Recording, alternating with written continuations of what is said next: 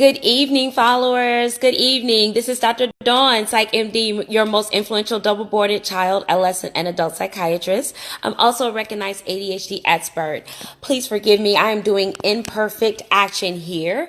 I just finished my clinical day, running a little bit behind, but hey, we are here today. We're here together and for another exciting topic in mental health. Today, we're talking about panic disorders when fear overwhelms.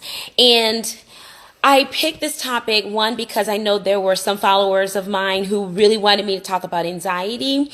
And I felt that it was best if I talk about anxiety in context of panic attacks and disorders, and I'll distinguish the two. Also because this is very commonly experienced and some people are not even aware that they're having a panic attack. So I wanted to help differentiate what a panic attack is from other potential medical conditions that could feel like a panic attack. All right. So before I get started, I'll formally introduce myself. My name is Dr. Dawn, Psych MD, your most influential double-boarded child, adolescent, and adult psychiatrist. I'm also a recognized, internationally recognized ADHD expert. I help moms and their ADHD children champion their ADHD so that we can position them to win and they can be successful with creating ADHD as a superpower.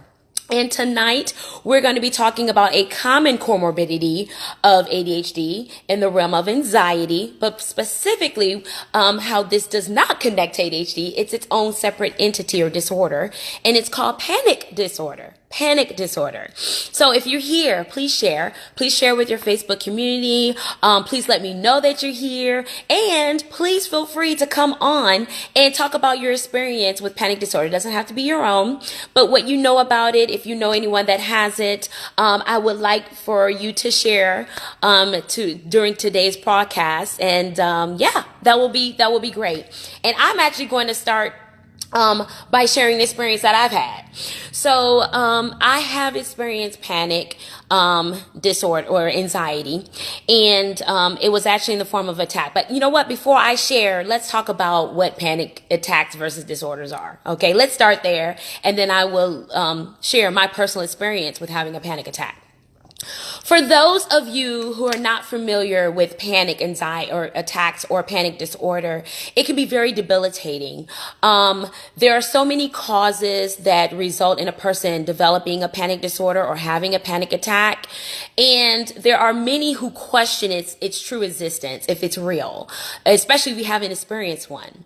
But I'm here to tell you that even though you question its condition, its causes, its impact on our physical and mental health well-being, panic anxiety or anxiety attacks are very, very real. And as I stated before, they can be very debilitating and impacting a person's functioning and lifestyle. So the research shows us just how real it is on our physical and mental health well-being. Question is, how do you know if you're having a panic attack? How do you know how to differentiate a panic attack from a heart attack or a stroke? What do you do if you're experiencing symptoms of a panic attack? And depending on those symptoms, how do you follow up? How long do they last? Who do you go to speak to? So we're going to touch on a few of those things today, but I want to focus on what a panic attack is and how it relates to having a panic disorder. Okay. So let's start with the causes. There are so many causes, and Kevin Love, who is actually a very famous basketball player, he plays for the Cleveland Cavaliers. He actually came out this year talking about him having an anxiety disorder in the form of a panic attack. And so he's very forthcoming and open up about his experience. Also recently, Arian Foster, a former running back for the Houston Texans, as well as he retired as a Miami Dolphins player, he actually commented on having a panic attack about 2 weeks ago and described it in such descriptive words. I mean, he basically said it was like hell and he had no idea what was going on. So I'm talking about a disorder that can happen to anyone at any time during any situation, but it usually involves stress. All right. And stress is another word for anxiety. So there's different causes for a panic: the loss of a loved one, the loss of a job, divorce, failing at something that you really wanted. I mean, these are some examples of what can create anxiety. And when this anxiety anxiety is not properly managed, it can actually create physical manifestations: shortness of breath, sweating, hyperventilation, chest tightness, and thoughts of impending doom or something bad is going to happen. And so it just kind of rears up, and it's overwhelming, and it's not managed properly, and so it can explode. And when it explodes and it becomes recurrent, we call that a panic disorder. Frequent panic attacks lead to a panic disorder. But anxiety doesn't occur just because of loss. So loss of a loved one, loss of a job, no. I mean, even a positive change can create anxiety. So if someone were to move to a new location and it was for all the right reasons and it was a positive change, that can also create anxiety. So what I'm suggesting is that any type of major change in a person's life can actually create anxiety, and if it's not managed, can lead to a person having panic attacks, which could also develop into an actual panic disorder. Physical science behind, I love biology, so I'm going to touch on this briefly, and then I'll get to some of the signs you can notice if you're having a panic attack. Some of the physical signs behind a panic attack. Basically, in our brain, it's kind of like erratic fear that's involved in the circuitry of our brain, and it actually releases stress hormones. You might have heard of some of these stress hormones: cortisol and adrenaline. And when these are released, they can be very overwhelming and impactful on the brain. And they go to different parts of the body. So it usually can start with an increase in heart rate, which could also lead to shallow breathing and rapid breathing, which should also lead to hyperventilation and the increased influx of carbon dioxide, which is not good for our bodies if it's too much. Because carbon dioxide is, if you're having a lot of carbon dioxide, you're not having enough oxygen, is how you could think about it. And that stresses the heart, and that creates a vicious circle of shortness of breath. I can't breathe. My heart is racing again, and I hyperventilate. So all of these things, and chest tightness, right? Because my heart is not getting enough oxygen. So all of these physical symptoms often occur when you have a panic attack. Some of the cascade of chemical reactions that occur in the brain. As I stated before, you can have an increase of chemicals, norepinephrine, dopamine, adrenaline and cortisol, which is the physical. But when we talk about other chemical reactions, there is an ingredient, or not necessarily ingredient, but basically a mineral, I guess you would say. It's on the mineral table. It's called calcium. And calcium reaction impacts the levels in the body. And what happens when calcium is overproduced in the body? Muscle breakdown. So our muscles break down, and that's when you have a panic attack, you start to shake. All right, tremors, shaking of the musculature, spasms, increased temperature, okay? Because the calcium is breaking down the muscle, and the body responds with all these chemical type reactions. Numbness. It also affects the heart and the lung. There, again, shortness of breath, chest tightness, chest pain. And then we have an emotional response, the loss of control, and the feeling of impending doom. You often hear that when you have panic attacks, like something bad is going to happen, but you just can't put your finger on what you're thinking about, what specifically bad is going to happen. An unreasonable fear. So I wanted to kind of just talk about some of the causes and some of the physical and chemical reactions that are happening in the brain, because it also helps support and justify how real this disorder is. It is definitely real. So some of the signs to notice when you're having an anxiety attack, and I'm going to give you about 5 or 6 signs to notice. Now, it's very important, before I go on, it's very important to distinguish an anxiety attack from a heart attack or a stroke. Now, how to distinguish that is that if you have had a previous heart attack, then I would suggest, if you're experiencing shortness of breath, chest tightness, chest pain, that you actually seek help. Call 911 or go to the nearest emergency room, especially if you have a history or risk factors. Risk factors could be high blood pressure, previous stroke, previous heart attack, high cholesterol, diabetes. These are common chronic conditions that people generally are taking medications for, or the doctor suggesting rigorous diet and exercise regimens. Okay, so an anxiety attack can feel and appear like you're having a heart attack or even a stroke. So my first sign that is often commonly noticed or experienced when you're having a panic attack is shortness of breath or difficulty breathing. Usually when someone experiences a panic attack, they actually have shallow, rapid breaths.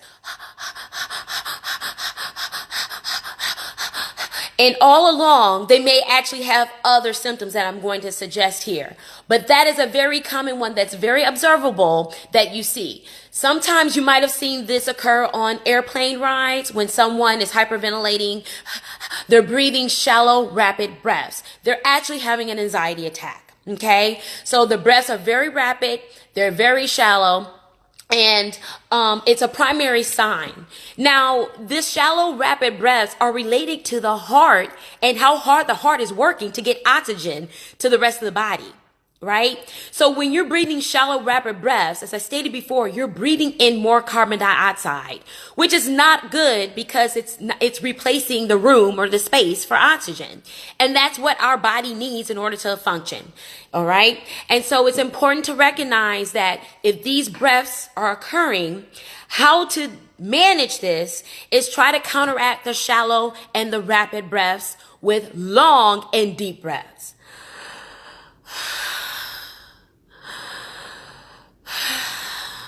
So instead of, you're going, and what I also know that helps is if you close your eyes. So, sometimes people become anxious. Let's say you're in an airplane. You don't like to fly. It's something that you fear. You're having a moment. You're breathing shallow, rapid breaths. Close your eyes. So you're eliminating what's causing the actual anxiety attack, the trigger. You're trying to distract yourself. Close your eyes. Think of a happy place. All right. The last happy place you've been.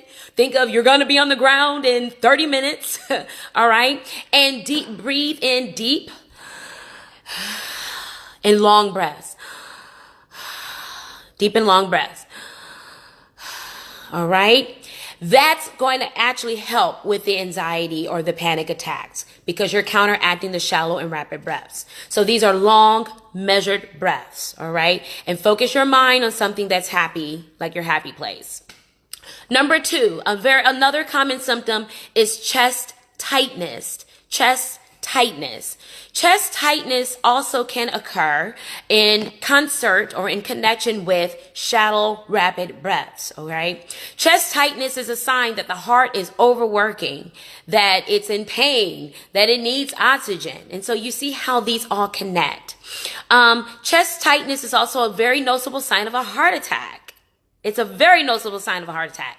So again, there are different descriptions of a heart attack. Some people feel jaw pain. Some people feel right arm pain. Some people feel where it's kind of referred pain from the space of their gallbladder, which is for women underneath the right breast or the breast area. The left breast, sorry. And some people don't experience any signs when they're having a heart attack, particularly African-American women and women in general. So what's important to recognize is that anxiety can feel like you're having a heart attack, but more commonly, people experience an anxiety attack versus a heart attack, unless you have risk factors for a heart attack. All right. But what's important is that you speak to your physician, call 911 or go to the nearest emergency room so they can help evaluate what's going on. Chest tightness or pain also can be managed by how you manage shortness of breath. All right. Because they're connected. That's how you can think about it. So you're going to breathe in deep and measured breaths. So deep, long breaths. All right. And that's how you can help manage the chest tightness. It's also a sign of the heart beating fast or maybe even going to a rhythmic pattern. So it's kind of like the heart is being overworked. All right. Number 3, when people have anxiety attacks, they generally want to avoid places or people. And these are typical people who may love, to socialize or engage with crowds or people that they're familiar with. So they want to avoid places or people where the previous anxiety attack occurred. And when we associate that, it becomes a part of the experience where we tend to avoid those places altogether, which may not be a good idea. So for example, if I had a panic attack in the mall, and I'm surrounded by a lot of people, and I'm in a place where I feel there's no escape, I may have shortness of breath, chest tightness. You see where I'm going with this? I may develop these symptoms. But when this happens again and again, and I see a mall, that may trigger me to have an anxiety attack. So what we call that in behavioral terms is classical conditioning. And I'm not sure if you remember if you went to school and you went in biology or you talked about psychology of Pavlov's dogs. That's where we developed this terminology from, classical conditioning. It's associating the symptoms with a place or an event where the symptoms were so overwhelming that when you see the place or you're in that space, you develop those symptoms. That's how this works. And so if this is not managed, it could actually create something greater that you're not wanting. You tend to avoid those certain places and you may need to go there. So how do we manage this? We restore the thoughts or perceptions of those places or the events that we previously went to when we didn't have those attacks. That's how you can resolve that. So think back in your experience, like say if you went to the mall and that's where you had your last anxiety attack and that's the place you've been avoiding. Think back when you were at the mall previously when you didn't have the attack and make sure that you think about that really, really clearly. Think about where you were, who you were with, what you did, what stores you went to, and that actually helps alleviate any type of anxiety that you might have unconsciously or unintentionally associated with that place or that event. Okay? Number 4, phobic avoidance. Phobic avoidance. Phobic or phobia means fear, and avoidance, of course, means you're avoiding a situation. You're not going into that situation. So this is a constant avoidance of situations and people. It's where the attack develops into a phobia. So attacks that occur recurrently or that they frequently or regularly occur can actually develop, as I stated before, into a panic disorder. In this case, this anxiety can develop into a phobia where you tend to avoid the situation or the person or the people altogether. And it's a fear of being in a place where there's no escape or escape is difficult. And you can actually start to be afraid of leaving home, which is my next and final sign. So how do we manage this? It can be very manageable. You want to talk to your doctor. Usually a therapist may initiate something called cognitive behavioral therapy, where they connect the actual thought with the behavior. And that's how you're able to break the cycle of having those symptoms and connecting to the thought that's triggering those symptoms. Medication management. So my role, I actually prescribe anti-anxiety medications or antidepressants, which are also FDA approved for anxiety management, that can also help detensify and cause the anxiety attacks to occur less frequent. So I want to kind of distinguish therapy or behavioral management is the final type of management as well. So distinguishing medications from behavioral management. Medications does not get rid of the anxiety. It does not. It does not get rid of the anxiety. So I want to make sure, because that's a common misperception that people have. If I take this medicine, my anxiety is going away. No, it's a little bit more complicated than that. And that's why medications and behavioral management or therapy are often recommended as a combination management.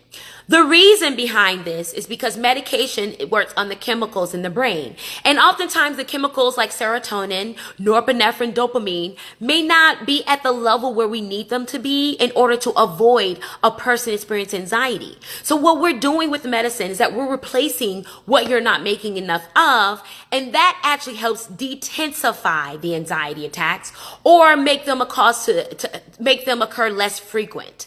So that's how the medication work. It kind of dampens the anxiety, so where you're manageable.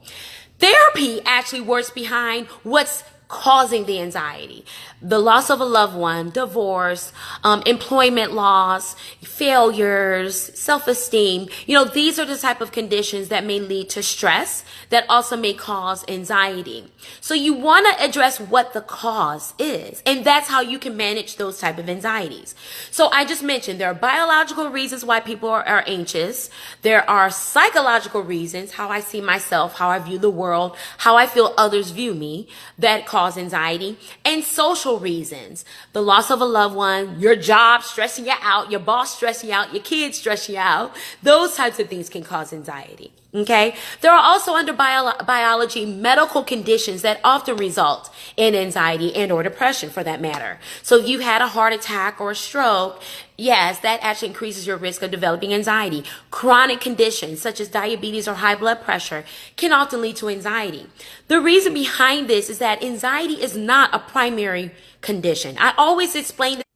Okay, I'm back. I'm sorry about the brief disruption. It's so difficult to basically understand how anxiety can form so anxiety is a part of the nervous system. That's how I explain it. I explain to my patients such as that. When you're in pain, anxiety is going to increase. When you're in discomfort, anxiety is going to increase. It's not a primary condition. It's usually a secondary cause or a reason behind it. So what I'm suggesting is that we don't wake up feeling anxious. We're not anxious human beings by, our natural selves. It's usually our body's kind of like feedback mechanism or sign to let us know that something's not right, that something's going on. So it's good for you to feel anxious because it's your body's way of telling you, hey, this is a sign, something's not right, let's check it out, versus not feeling anything at all and not being able to, evaluate what's going on and if something's going on. So anxiety is connected with the nervous system. So oftentimes when you have a condition that creates pain or causes discomfort, your anxiety is going to rev up. Also, when you're not eating and when you're not sleeping, which our body and our brain need, we need appropriate amounts of that, anxiety is going to increase. Anxiety is going to increase. So I just wanted to kind of put that in there as well. All right. Number 5, agoraphobia. Agoraphobia in the medical terminology defines a person who is afraid to leave their home or afraid to leave their comfort area. And so this is a very, very severe condition that is a part of panic disorder. And typically panic disorder is characterized as panic disorder with agoraphobia or panic disorder without agoraphobia. And so when you have agoraphobia, it's like a paralyzing fear. It's a fear that is hard to fight off. It's very unrealistic. And it's debilitating. It's gonna just stop you from going places and stepping out of your home. It's a fear of interacting with unknown people that you don't know. And it can be, again, very debilitating. It often emerges after, recurrent panic attacks. And it develops into a panic disorder, and it's kind of the severe end of a panic disorder or type of panic disorders when you develop the fear of leaving the comforts of where what you're comfortable with. So basically how to manage this is going to take a very good, trained, well-respected therapist to manage this. Someone who is keen, someone who has experience in managing this type of panic disorder, because there's different types of management, but exposure therapy is one type of management. The help and use of medications with a psychiatrist or a family practitioner, internal medicine doctor can definitely help manage this and is definitely needed. So the combination therapy is needed of behavioral management as well as medication management in order to manage this severe type of panic disorder. It's so severe that people can start avoiding people altogether and they become very isolated, and that actually can develop into a major depression. And I've actually seen individuals who have developed suicidal thoughts as a result of this. If you can think of our natural state, we're developed as social beings. So that's how we function in our society. We engage with one another, whether it's through, internet resources or one-on-one. And we need that in order to thrive. We need that. There's been a lot of experience, especially with animals, when we isolated the animals without the nurturing parent or mom or anyone around them. And they didn't function well. They didn't socialize. They developed very severe mood dysregulations, huge anxiety attacks or very debilitating anxiety attacks. And they just weren't able to function. Even the lifespan decreased. So it's so important to address this type of panic disorder. With agoraphobia, if you know someone that has this, it's very important to get them to the doctor and so they can get this managed. Okay. And finally, there are some other common symptoms that can develop in line with the shortness of breath and the chest tightness. Nausea, lightheadedness, thoughts of impending doom or something bad's going to happen. Sweating, upset stomach. These are some other common symptoms of a person that is experiencing a panic attack. So while you're breathing fast and having that chest tightness, you could be sweating, you could feel nauseous, you can have these, really bad irrational thoughts that something bad is going to happen. So often these are symptoms, and these are also symptoms of a heart attack. So again, it can be difficult to distinguish, but usually if you have risk factors for a heart attack, if you had one before, have high blood pressure, maybe diabetes, and you've had a heart attack, you want to see your doctor for sure.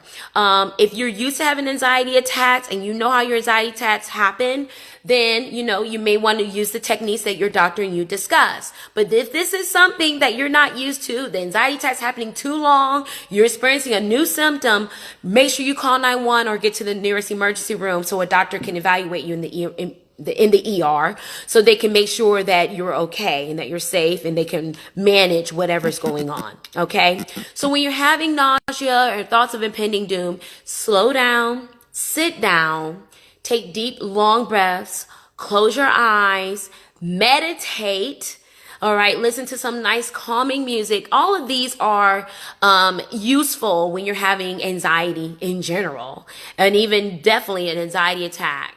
So you want to make sure that you're calm, that you're distracted from whatever triggering it, that you're noticing the physical symptoms that are happening. And again, I talked about how to counteract those symptoms with deep, measured breaths. And you want to make sure that, you're in a calming and relaxing environment. All right. In diet and exercise and stress management are so important. Stress is very, very, very common. 75%, 80 people don't even like their jobs. They're stressed out about their jobs in America. Stress can develop so easily. Moms wearing multiple hats and having to clean the home, wash the dishes, take care of the children, single parents out there, children taking care of their parents, people having multiple jobs, 2 and 3 jobs, people not sleeping 6 to 8 hours, which is recommended for adults, and 9 to 10, which is recommended for kids. Even kids can develop stress, and kids can have anxiety attacks. So it is very common, and that even makes it equally important that we identify what can cause this, and we also make sure that we appropriately make sure that we talk to a doctor that can help us manage it.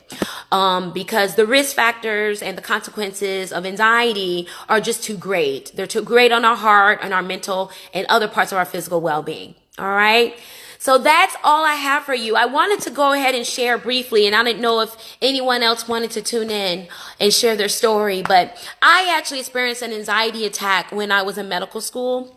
And it was actually during one of the 5 times I failed my medical boards. And I think it was the actual final attempt of my first year of medical school. So just a little background, you're actually allowed 3 attempts on your medical boards. In medical school, you'll take boards twice, and usually right after medical school, you'll take another board. And these boards are no joke. I believe they're 8 hours for a few steps, and then there's 2-day boards for the 3rd board exam. But it was 8 intense hours of what we are sitting behind a computer, timed, and answering a lot of these questions. So in order to prep for this, it takes a lot of, and I was in school as well. I studied for boards outside of going to class, and this was my 3rd attempt.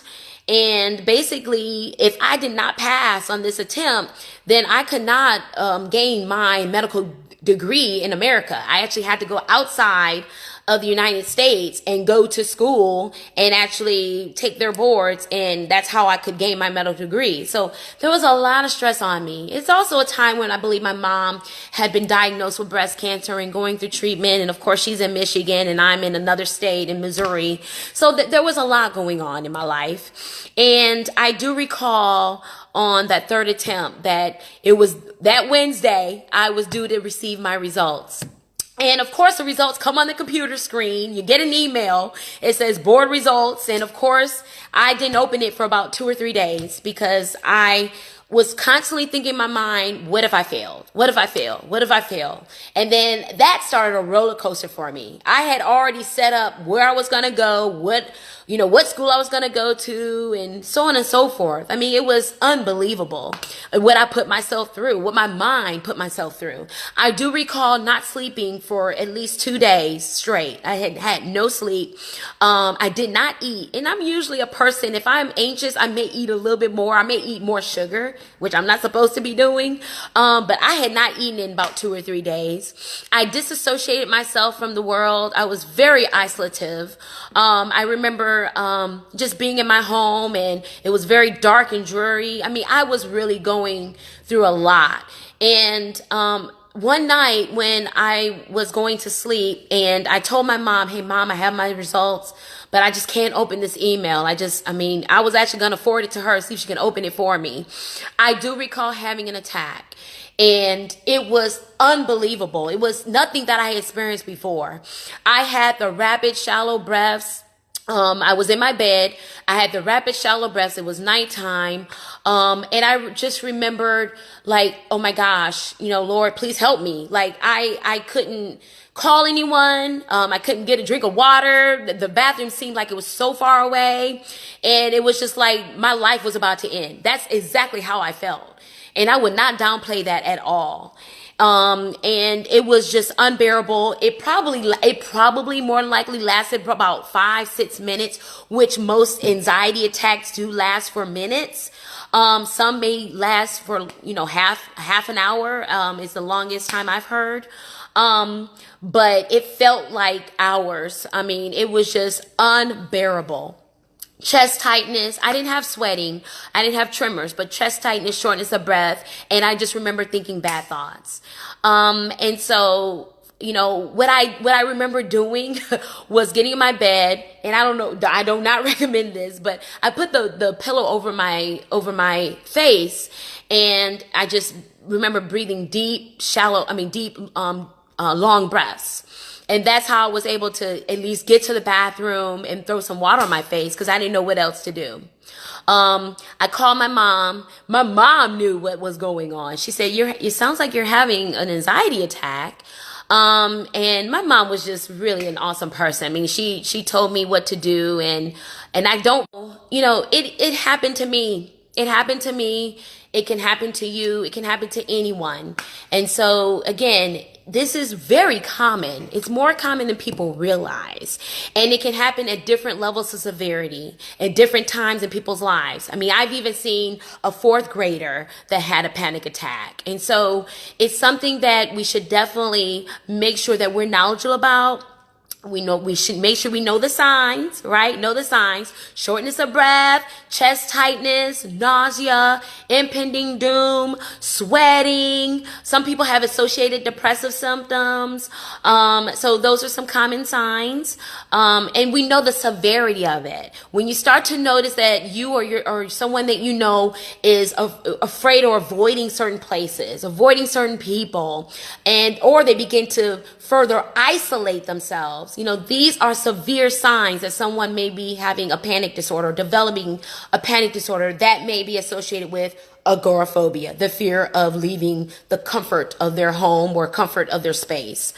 And so that's all I have. Thanks so much for spending time with me. I want to make sure this was brief so I could leave room for questions.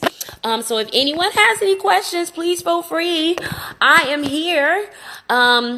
And I appreciate you sharing this. Please share this with your Facebook community. Please, I hear a lot of questions. Hi, I'm sorry, I had it on another screen here. Hi, Manny. Thanks for joining. Hi, Chris. Thanks for joining. I see the love now. Stephanie, thanks for joining. Stephanie says, I suffer with panic and anxiety disorder for 10 years. Oh, Stephanie, God bless you. Stephanie, I hope and pray that you're getting, some appropriate and safe help. I'm hoping that you're meeting with a medication doctor as well as a therapist. it's very important that this condition is managed so that it places longer years on your life, and it protects your physical and mental health well-being. That's the realness of it. So I appreciate you expressing your condition and sharing your experience, and hopefully that you're getting the help that you need. Hi, June. Thanks for joining. Hi, Benita. Benita says, good info. Thanks for sharing. Thank you for joining. Hi, Aunt Elaine. Thanks for joining. Donna, Angel, Portal Smith, Jessica, thanks so much for joining. So I see I have a few questions here.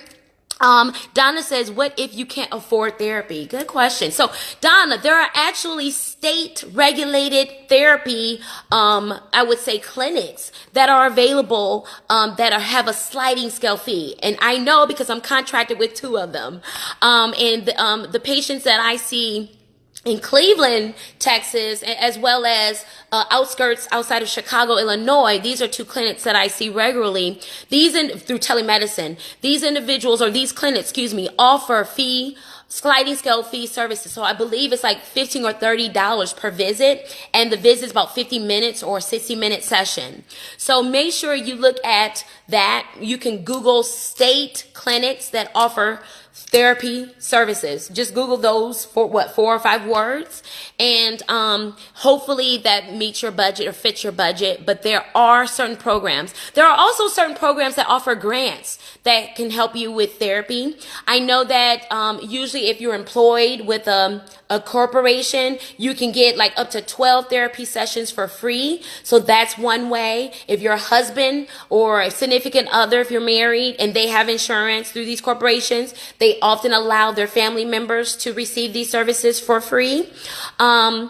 And psychologytoday.com is what I go to. I'm not a speaker or spokesman for them. I am on there, but it's also a valuable resource for individuals who may not have insurance, for example, or can't afford it even with their insurance because of these high deductible rates, or their insurance do not offer a mental health component.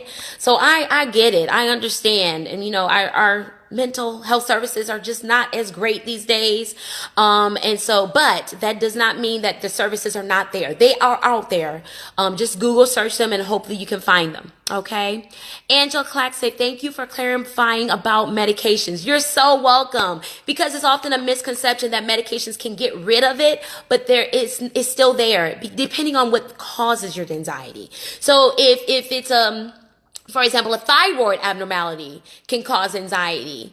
And so when the medications for a thyroid abnormality are not therapeutic, that can cause anxiety. So even that type of example, realize that it's not just about medications, but it's also about the cause. So you're definitely welcome, Miss Angela. Hi, Portal. Thanks so much for joining. Great information.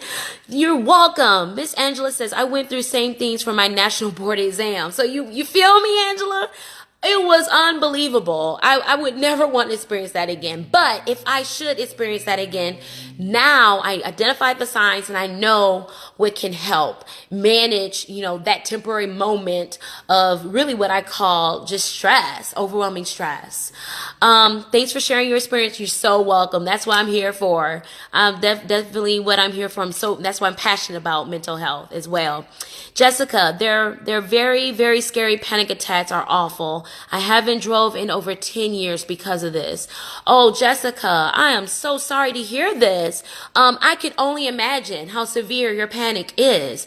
I'm really hoping, as I stated before, that you're also with a provider that can provide you with what's needed. It sounds like this may be related to driving, or maybe related to you not wanting to get out of your comfort zone. That could be your home or wherever you feel comforted. And so driving often is part of a phobia. Driving over bridges, driving in major cities, these can also rev up or trigger people's anxiety. So I'm not sure if you've been in an accident or not, but what I am suggesting is that there are multiple reasons why certain conditions, certain places, certain behaviors, such as driving, can cause people to have anxiety. So it's so important to figure that out if you don't know already, and it's just as important to get that managed as well. So hopefully you're meeting with a therapist and also a psychiatrist or a medical doctor. All right. Let's see. Miss Jocelyn, I also suffer with panic attacks. Getting help with minds, anxiety also. Awesome. I'm so happy to hear that. And I don't drive on highways because of this. Yes, yes. You know, especially I've actually dealt with individuals who have been in motor vehicle accidents or actually seen accidents happen. They can also develop anxiety. And there's different types of anxiety, not just panic attacks or social anxiety, but post-traumatic stress disorder is also a type of anxiety. Seeing something that is so traumatic can also cause a problem within a person's self to develop those symptoms, even if they're not a part of that experience. Just visualizing and witnessing it can also lead to anxiety attacks or anxiety disorder. So it's important, again, to recognize that some of these symptoms can become physical or emotional and to get those managed. All right. All right. So thanks so much, everyone, for joining tonight's Facebook Live presentation. I'm very happy that you found this beneficial as the feedback suggests. Thanks so much for all your support. I really appreciate this. And I'm hoping that you gained something out of this segment. Please, please, please share this with your Facebook community if you see fit that someone can benefit from it. Please have the open discussion and conversations. Not just share it, but discuss it with people that you feel that can benefit from it as well. You know, there are so many of us that are suffering from anxiety that we don't say anything. And so having open discussions with your loved ones or people that you're close with may just be the answer for their anxiety and maybe just be the start for them wanting to get it managed. Okay. So you are just as important and valuable to help with this process as well. All right. So you're so welcome. You're so welcome. Thank you. Thank you for joining tonight. And please continue to follow me because I have some upcoming Facebook Lives that I'm going to surprise you with.